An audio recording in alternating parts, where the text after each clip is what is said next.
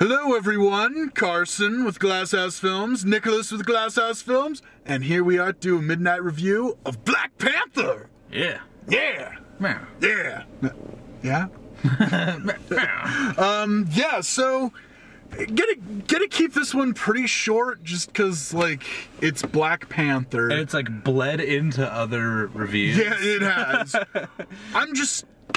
It's another Marvel film with, I think, going to have some pretty nifty country building. Ooh, yeah. Or nation building. Ooh, or whatever. Yeah. Yeah, it looks like it's, I mean, so we've already passed over any origin or anything that would necessitate an origin story for Black Panther. Kind of. I think in the same way as we did with like Spider-Man. I think what we're going to have here is more like understanding the political climate of Wakanda and Black Panther's like rise to be a good king. Yeah, like we know that he's become the King of Wakanda, yes. you know, because his pops was killed. Yep.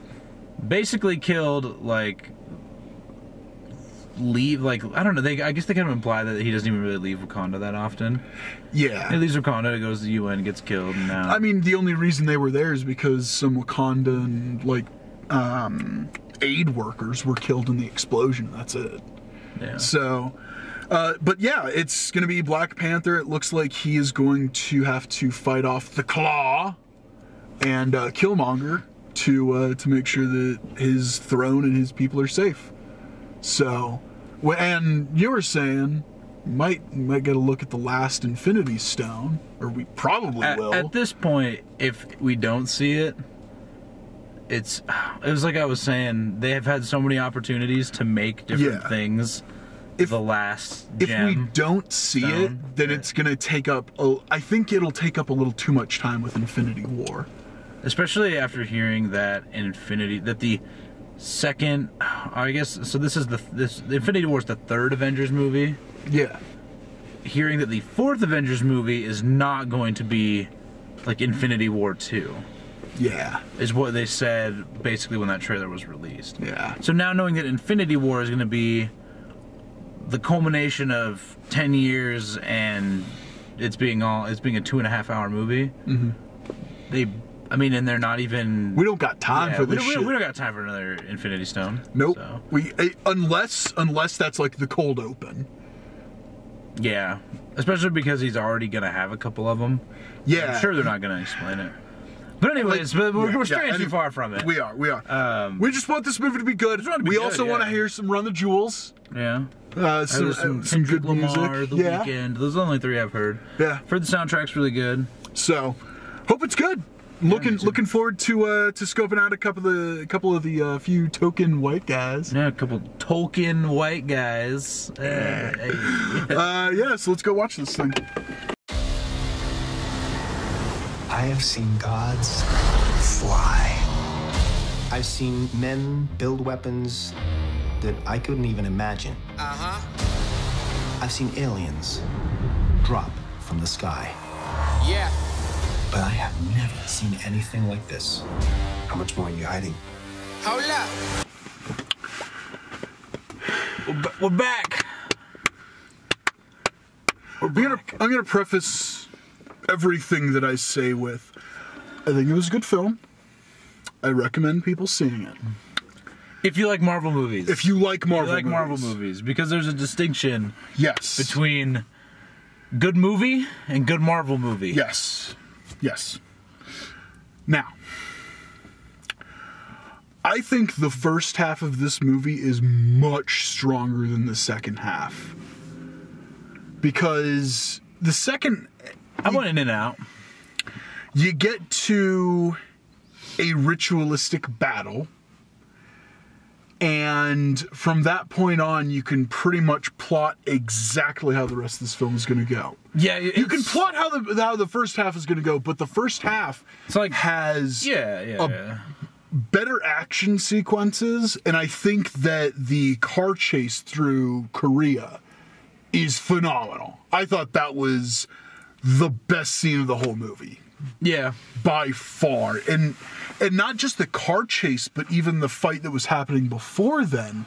Especially, I know it wasn't one shot, but the way that it was edited to look like one shot, really good. Really liked that. I liked that it also felt like there was more enthusiasm put into the first half of this film. Like, it was very much more, let's explore Wakanda, yay, we're getting pumped about, like, new king, we're gonna learn all this shit, we're teaching you about all this tech, and then it felt like, okay, we're only allowed the first half to do that, the next half has to be another Marvel movie. Yeah, but then at the same time, like, the first half of the movie was, like, I felt like the first half of the movie, especially the stuff in Wakanda, was, like, cheapened by the second half of the movie, because you basically learned that, like, every piece of technology, every little bit they introduced was just some fucking MacGuffin for the second half of the movie. Yes. Which was why it was so predictable. They're like, oh yeah, we have this entire country full of technology that, like, for all intents and purposes, we can't explain. It's all it's sci-fi. You can't explain and that's fine, and that's totally fine. But when they take the time to sit there and explain this one specific thing out of the dozens of things we see, the most egregious one after the halfway point. What, with the train stuff? Yes. Yeah, because they, like, that's the thing, is they zoom in. They zoom in on this tech, and they're like, let me explain this. And then they just go to the next scene, and you're like, well, that's going to be used later. Yeah, absolutely. Shit, even, like, the rhinos. I was like, well, that's going to be used later. Yes, although I will say... that was a cool part of the movie. I'm always down for more rhinos. When the rhinos... are used, I was like, okay, I fucking like that. Yeah. Like, I felt like the fight scenes for the most part were pretty cool. I think they are a cut above a bunch of the other Marvel movies. I don't know though, man. Like, not necessarily. My thing is that I felt like it was the same thing as, like, Iron Fist, where with Iron Fist it was, like, very clear that you had at least a chunk of the cast who either just, like, can't really do stunt work that well. Mask to...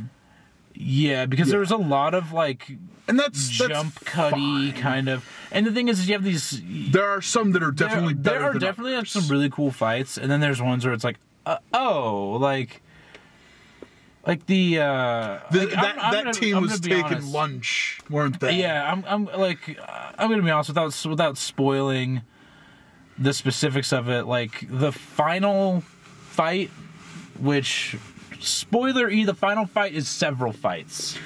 Oh, yeah, I don't think that's... But, like, the final fight was pretty weak. Yeah. Even, like, I will say, even by Marvel standards. Because, like, you have Iron Man 2 where the final fight's, like, 2 minutes long. But it's a really cool 2 minutes. But it's cool 2 minutes. This was like, what are we doing? Like, I don't understand what was going on. Yeah, it definitely... And all the other fights that were happening were, like, way cooler. Yes. And so by the time you kind of hit, like, the climax, like, you hit the pinnacle of that fight, you're just kind of like, oh, okay. Yeah, that's what I mean. Like, I knew it was going to happen. I think part of it was just, like, how the movie, like, just zoomed in on every possible MacGuffin they could have, and it's like, oh, okay. Like, you kind of know what's going to happen. I feel like the writers and the director of this film were like, we really want to flesh out these things, and you can tell where their interest was. And it was the more human elements. It was like hey, that's actually kind of cool relationship that T'Challa has with his sister. I like that. I like these the tribal aspects of this film, and with certain plot things that are like, okay. Yeah. But even with that removed, it's like, oh, I like these more human elements, but then you have to sit through a Marvel movie to get to finish favorite it out. character, though? Who's your favorite character? You probably know you know who my favorite character is. I'm gonna say my favorite character is probably Erik Killmonger. Yeah. He's like probably one of the more like compelling villains. Certainly more compelling than like Baron Zemo, who was actually referenced in the movie. Yeah. And I was like, come on, like, I had a 50 Shades Freed moment where I was like, you don't get that callback. That wasn't a good villain. Forget that movie even happened. I think they forget that villain even happened, I guess I should say. Because Civil War was basically just like, hey, let's watch people fight. Oh, yeah. Also, hey, look, Baron Zemo. Like, I will say though that the reason why Killmonger works so well is entirely because of Michael B. Jordan's performance. Yeah. I think what he is given to say, all that he does in the film is like, okay, that's pretty standard, but his charisma. The general idea behind Killmonger is that, I mean, I don't consider this spoilers territory, but if you don't want to know anything about the villain, yeah, skip forward like a minute. And you know what? We'll come back to that. But the idea is that he is like a Wakandan, essentially raised in America. He sees like what it's like to be black outside of Wakanda, and that's like his main motivation. Is like, you know, he's just 2 billion people on this planet don't have the same advantages that you guys have, and he wants to give them to everybody. Pretty straightforward story, and they definitely could have been like way more like ham-fisted about the message, yes. And they weren't. Like, they've specified like this is a very radical viewpoint this guy has, but at the same time he kind of has a point, and you sort of learn throughout the story that like not everybody's hands are clean. There's nobody's like 100% good, nobody's 100% bad. And I think that was probably the best part about the movie. Absolutely. There were definitely like some dips in quality between the beginning and the end. Between the introduction of his character and the end of the movie. Yes. Weirdly enough, I think one of the biggest problems is that he's not in it enough. And I don't think that we definitely as well established a villain from beginning to end. I know he's at the beginning. He was surprisingly... But he goes away for like 40 minutes. Yeah, he was surprisingly well established for how like little he was in the movie. And I think that was solely on Michael B. Jordan. Absolutely. Sure. So, that definitely could have been like miscast and could have brought the movie down like huge. I think that... he's not in it enough. Yeah, I think that, you know, Marvel benefits greatly even from their villain problem, and I won't go into what that villain problem is, but even with their villain problem, I think they benefit greatly from casting great people as their villains. Yeah, I mean, the biggest villain problem is, like, there's just no permanence to any I didn't want to come around to that. Well, no, it's just the idea that, like, every villain, for the most part, is going to get captured or killed or otherwise sidelined. Exiled. They're just like, they're not gonna be in multiple movies. The only exception, I won't give people Thanos, because Thanos hasn't been a villain in a movie. He's never been with the a only villain. exception being Loki, and Loki is like, I don't know. I mean, if you're based on Ragnarok, not even really a villain anymore, but then kind of, if you look at the Infinity War trailer, sort of villainous again. We'll find out. But you have, like, at this point, he's not, if he's not like an antagonist anymore, and I don't blame them for not, like, you don't just want to bring back the same villain over and over again. But just the idea that, like, after a lot of these movies, you feel like whether they're killed or not, you feel like they're just, like, never going to come back. Yeah. Like, where, like, and it's funny because then they reference a lot of this crap in, like, Agents of S.H.I.E.L.D. or something, where they're like, oh, yeah, like, Abomination's locked in a facility in Alaska or whatever, and you're like, well, he's so strong. How? Like, that's a comic book problem in general. Yeah. It's like, where does a villain go after they get beat? And how are they so strong for so long, and then all of a sudden just like in chains or and 6 feet under? And that's why I think one of the most successful villains is definitely Vulture. Especially given that he... The same problem, though. You're never going to see him again. He's not going to show up in Infinity War. But you don't have that same Abomination kind of problem. He's not going to claw Thanos with his talons. Like, he's definitely like a C-lister. In terms of like, also, people we're bringing, along with like the Falcon. Yeah. The fact, is Falcon even going to be in Infinity War? Yes. Oh god, what's he going to do? Scouting the drone? Shit if I know, but he's in it. But anyways, Black Panther, though. Yeah. I liked it. Yeah. It wasn't, so... Like, I didn't think Doctor Strange was very groundbreaking, and I thought this was, like, less treading new, treading uncharted waters. I look at it, I'm like, okay, the first half is its own movie, but then the second half, I don't want to say what movie it is, but I know exactly what the second half of this movie is. So that's a lot about the quality. Generally speaking, the film is T'Challa's the new king, and he's trying to be a good king, and while that is happening, Erik Killmonger wants to usurp him for his own reasons that are established at the beginning. And that is... And it's kind of hard... I don't want to say it's kind of hard to disagree with some of his reasons, but part of the reason he's a compelling villain is that you're like... You can see where he's coming from. Yeah. Especially, like, as... I mean, it's like not... You don't have to be black, just especially, like, as an American, really. Yeah, and I think I don't think this film will hit as hard for, like, other audiences. No, I mean, just audiences, like, outside of America, even. It's, like, not really...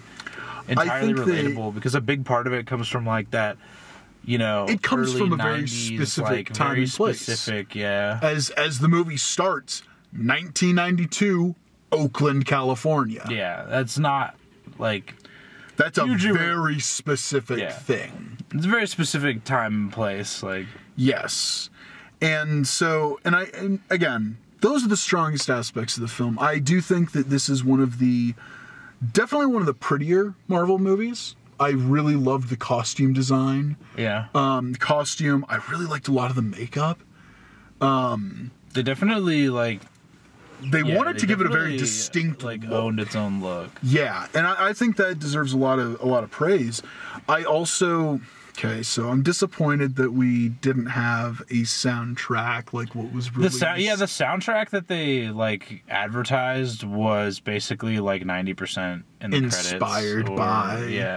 Inspired by this movie, not in the movie. But even with that being said, I did like that it did have a unique sound. And I appreciate that because that's one of my biggest gripes with all the Marvel movies. That's my second one is... I do like that it kind of jumped in and out of the hip-hop and then the sort of yeah. I don't know. The general African tribal sound. It's you can't even pinpoint it because it's just it's just probably original music for the movie for a fictional country. Yeah. So it's you can't pinpoint... at least I can't pinpoint what it even sound like, but just the general, the bongo kind of, yeah, oh, hey, that kind of stuff. You're not wrong. It's just your stereotypical, but it still sounds African? Good. Yeah, it still sounds good. Yeah, yeah, it was. I liked it. I mean, good movie. It is a good movie. Better than Thor Ragnarok? No. Better than Homecoming? No. Better than Guardians of the Galaxy 2? No. Better than Doctor Strange? No. What came out before Doctor Strange?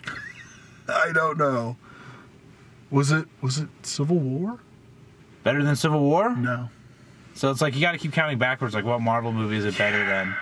Because it's you could say you know what I mean. You could say it's good, but is it top 50% Marvel movies? It's probably bottom 50%. Better than Thor 2? Yeah. Better than Thor 2. Yeah. I mean, that also comes down to which I'd just rather watch again. Black Panther over Thor 2, but it would be the first half of Black Panther, and then I'm going and doing it's a good chores movie. While I'm listening it's a good to the movie, rest. But it's not better than anything past the first Guardians of the Galaxy. Yeah. Because the first Guardians of the Galaxy, for me, was that was when Marvel really stepped up, and they were every movie is getting its own flavor now. Mm-hmm. And this one was kind of, again, first half had its own flavor. The second half was a factory Marvel movie. Yeah, but a pretty one. Yes, as unfortunate, prettier than I think they would have been before Guardians of the Galaxy. Yeah, as unfortunate as that is to say, that's still the truth of the matter. Again, but still better than any DC movie that's come out. I would rather watch this than Justice League. Straight up. I don't know. I'm not gonna lie. I look back on Justice League and I'm like, honestly, coin flip. Yeah, better edited than Justice League.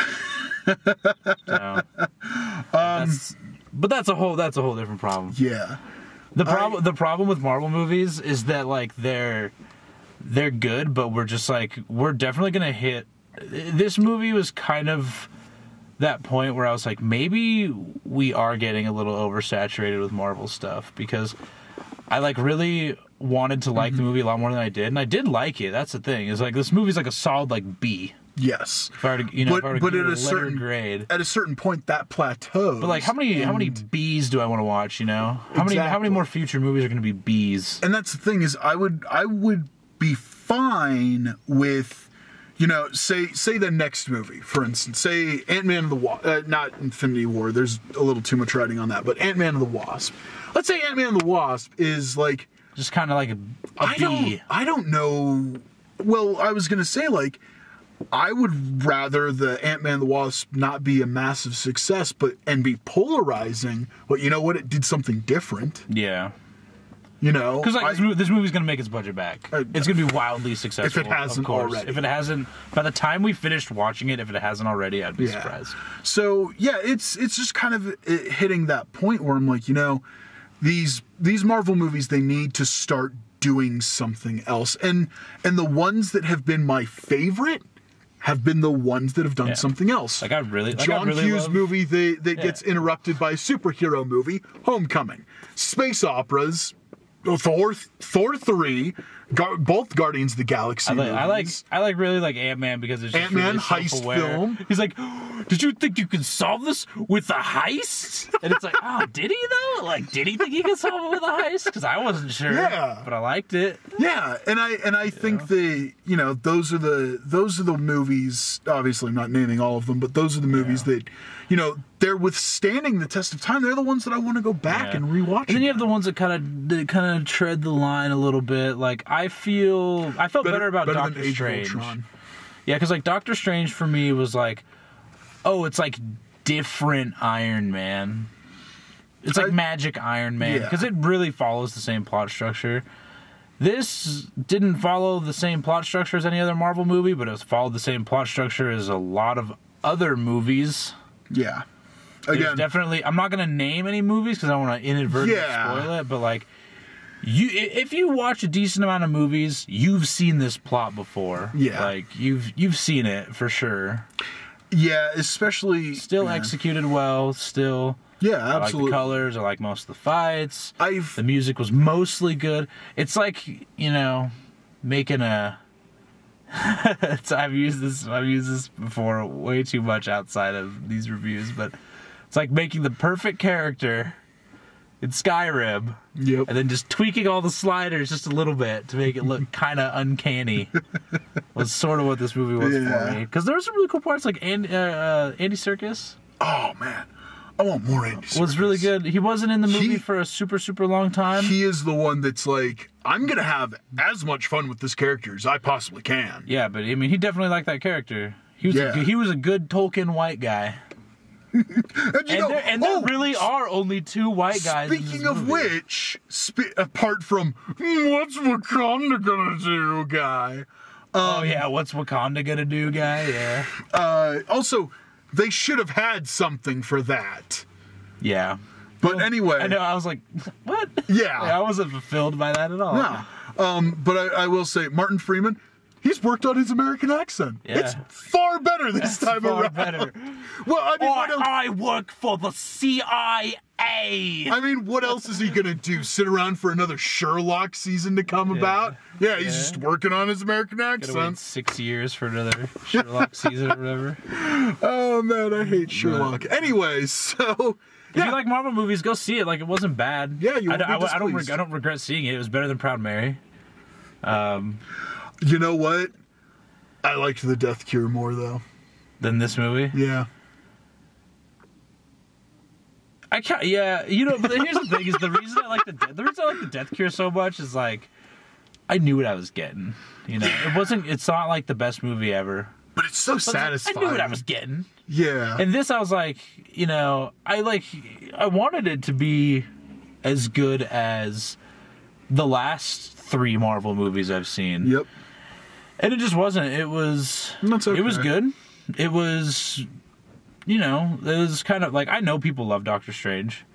And I felt like kind of like Doctor Strange, where I was like, I've seen this plot before. Mm-hmm. It looked pretty. Yeah. I loved I thought the scenes where, you know, the whole... Anything with Dormammu was really cool. Well, no. I mean, I'm talking about Black Panther. Like, all the scenes where they kind of... The Panther god kind of stuff. Yeah. Those scenes, all of them, were, like, really, like, well Very done. beautiful. And, like, pretty, like, poignant as far as, like, plot and, like, character went. Mm-hmm. I was like, oh... Those are really... I like that. Yeah. Give me but more. There's, like 3 of them? Yeah. There's, like, 3 of them, and they're not particularly long, but they were, like, really well shot. Yeah. So, I mean, yeah, go see it. It's good. It's good. Go see it, yeah. It's a good Marvel movie. I can't remember what next week is. Next week might be Annihilation. Annihilation? Which... The book is crazy. I've heard it does not follow the book. It uses the book in its own way. I'm okay with that, but it's still good. Because the thing about the book Annihilation is that parts of it are like not fulfilling. Like, you don't get all the answers. And you can get away with that in a novel, not as much in a movie. Well, I mean, it's hard to for either one. Like, the novel is good, but like certain parts, you're like, what? Like, I want more. Yeah. And then you're not getting more. Yeah. Well, I mean, you're getting more. But I'm excited for it. It's another Alex Garland film. I'm wicked pumped for it. Oh yeah. One last thing about Black Panther. These 2 chuckle fucks next to me were laughing every time they saw the guy with the plate in his lip. I'm like, really? Have you never seen that before? You ever watch National Geographic? Are you going to see some titties and start giggling as well? I didn't hear him. Yeah, the whole time they're just... Anytime it pops up... He's got a plate in his lip. You morons. It's like everybody has all sorts of weird... Half the characters have the neck ring extension stuff going on. Oh, really liked the Grace Jones joke. Not enough Panther. The Grace Jones joke was pretty on point. I do... Okay, the very last thing. I appreciate that this movie did not go overboard with the comedy. Yes. That's probably one of the biggest takeaways, because, like, I like Guardians of the Galaxy 2. I do not like that it opened with a fucking Drax nipple joke. Twice! They did it twice! Yes. They did not need that. Okay. But yeah, that's the biggest... And a lot of people had that problem with, like, Ragnarok. Okay, but at this point we can spoil Ragnarok. Ragnarok was very much a comedy. That's your own fault. Yeah. But, like, I understand people are like, oh, at the end of Ragnarok, when they're like, oh, Asgard has fallen, and he's like, oh, well, it's got pretty solid foundations, and then it just blows up, and he's like, I like that. It earned it. But I understand that people, like, want, like, more serious movies. Yeah, and you will. Because you'll get the more serious ones. Yeah, and I think in Thor, it was actually done better than it was in Guardians of the Galaxy 2. I will agree with you. Because Guardians of the Galaxy 2 had the same problem. I am almost sad that I'm saying this.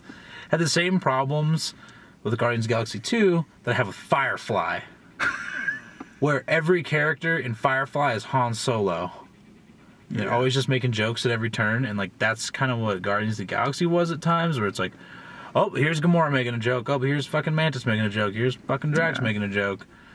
And I like that Black Panther didn't just have every character just making jokes. In fact, I would say you could probably count on one hand the amount of times the whole theater was like laughing.